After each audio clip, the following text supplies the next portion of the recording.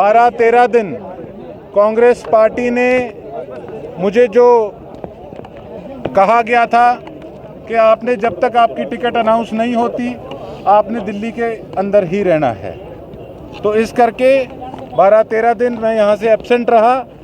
और लेकिन आपने देखा कि किस प्रकार से ये पूरे परिवार ने मेरा चुनाव उठाने का काम किया। एक तरफ पूरा धन बल कब से शुरुआत हो चुकी है और एक तरफ वही हमारा पसीना हमारे परिवार का, जिसने 12-13 दिन इलेक्शन को पूरा उठा के रखा। क्या लग रहा है आज कुछ नया गठबंधन हुआ है शिक्षा में? कौन से वाला जी? अच्छा,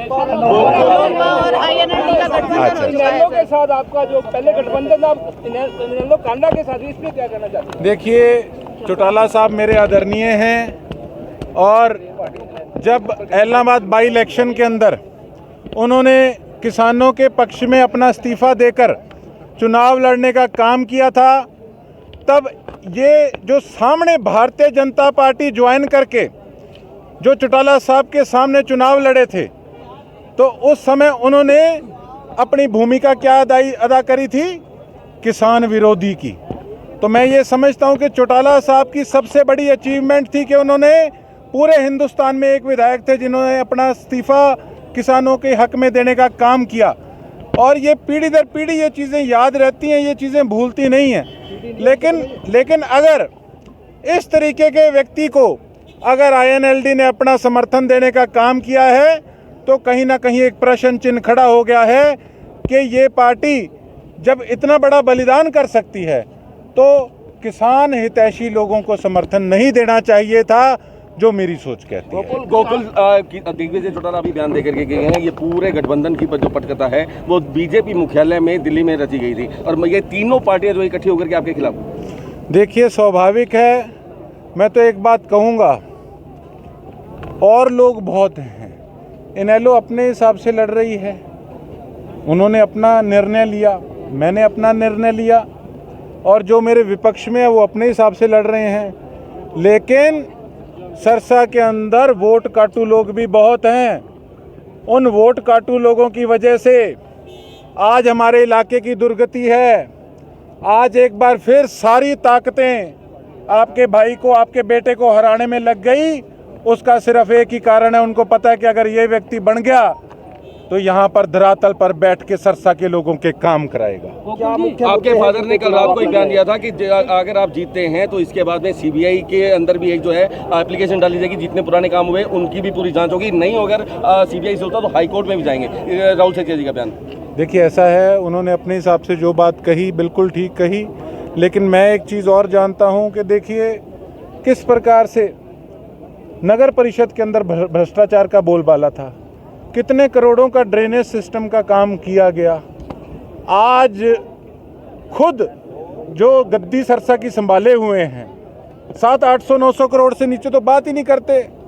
और इतनी दुर्गति, अगर इतना पैसा लगा होता सिरसा विधानसभा के अंदर तो आज शहर की, हमारे गांवों की तस्वीर बदली होती।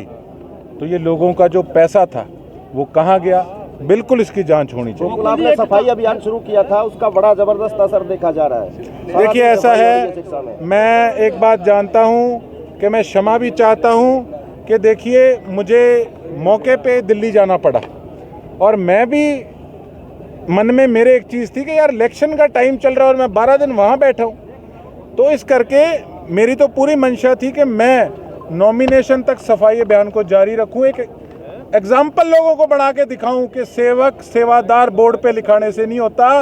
अगर हम वाकई में सेवादार हैं तो हमें अपने इलाके के, अपने घर की काम करने में कोई शर्म नहीं होनी चाहिए। धनबल का यूज होने का कभी गोकुल सेठिया ने अपनी जेब से 5 रुपए नहीं दिए लोगों की सेवा के लिए? ऐसा है, मैं आज अंदर था, मैंने पैरी हाथ लगाए उनके, उन्होंने कहा शाबाश। अब यार इतने सॉरी, अरबपति आदमी का, राजा महाराजाओं का मुझे आशीर्वाद मिल गया, मैं इलेक्शन थोड़ी हारूंगा। इस इलेक्शन में गोकुल कांग्रेस की वो आपके साथ दिखाई दे रही है, राजन मेहता ने थोड़ी बगावत भी दिखाई है। देखिए, ऐसा है, काफ़ी कैंडिडेट जो पैनल के अंदर जिन्होंने नाम भेजा था, इसमें कोई दोराई नहीं है, वो अपने हिसाब से पार्टी के कर्मठ कार्यकर्ता काफ़ी लीडर थे।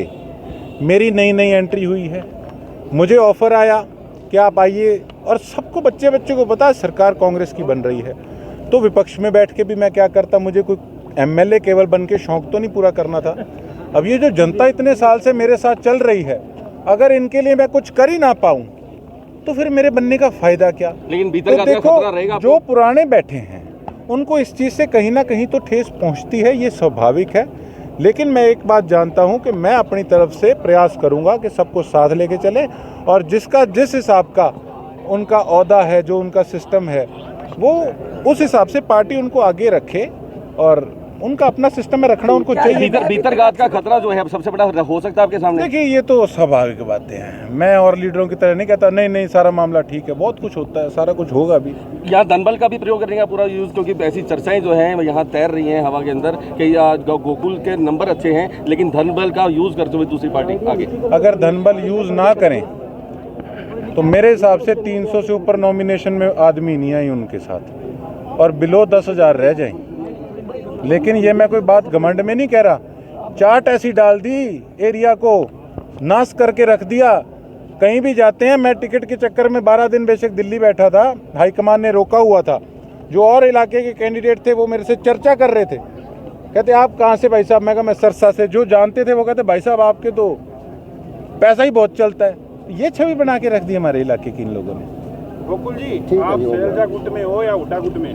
मैं तो पंजे के गुट में हूँ जी, सारे के सके हूँ मैं। हाँ, मेरी ना को बिको तो मैं न्यो न्यो आया हूँ, 4 दिन हुए।